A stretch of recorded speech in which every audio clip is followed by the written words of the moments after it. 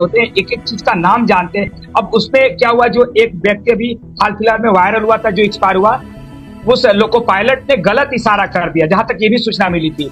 और गलत संकेत आपका जो उसको संटिंग करते हैं इंजन और डब्बे को लेकर के, वहां संटिंग वाले व्यक्ति ने भी गलत इशारा देख लिया। तो कहीं ना कहीं एक स्किल्ड और नॉन स्किल्ड का चक्कर आया, इसी कारण से हुआ। अब मान लीजिए कि आप ही हैं, लोको पायलट है, हमसे कोई इशारा टेक्निकली रूप से कर रहे हैं, हम स्किल्ड होंगे तब तो आपके भाषा को समझेंगे।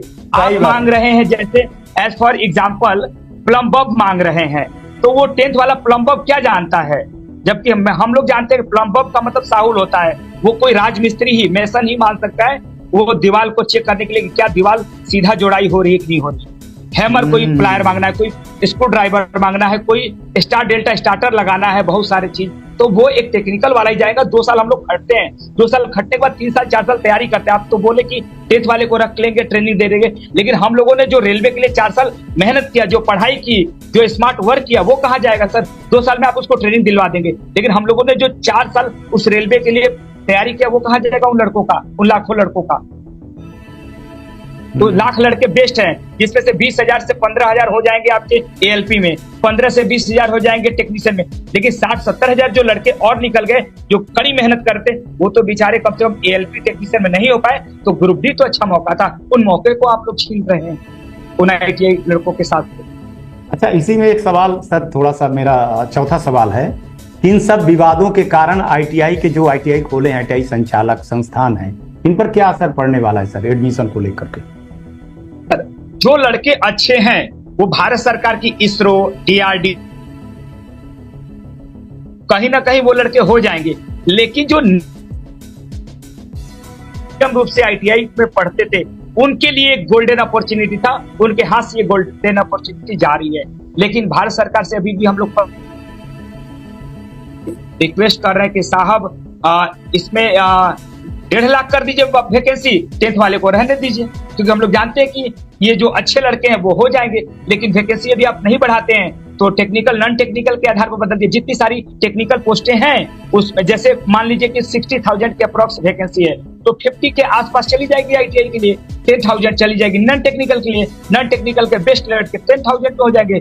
ITI वाले जो मीडियम टाइप के लड़के, जो अच्छे लड़के थे, वो ALP या तो टेक्नीशियन में हो जाएंगे। जो और मीडियम लड़के बच गए, वो आपके ग्रुप डी में 50,000 की वैकेंसी में हो जाएंगे। अब 5 साल के बाद वैकेंसी निकालते हैं, एकेडमिक कैलेंडर। अब इतना धरना प्रदर्शन, ट्विटर कैंपेन हुआ, तो अब इनका एकेडमिक कैलेंडर आने लगा। उसके बाद से भी भारत सरकार एकेडमिक कैलेंडर के अनुसार अभी काम नहीं हो रहा है। एकेडमिक कैलेंडर के अनुसार दिसंबर तक ये ग्रुप डी का भी वैकेंसी होकर के जनवरी तक एग्जाम हो जाना चाहिए था, लेकिन अभी भी एकेडमिक कैलेंडर 2 से 3 महीना डिले चल रहा है।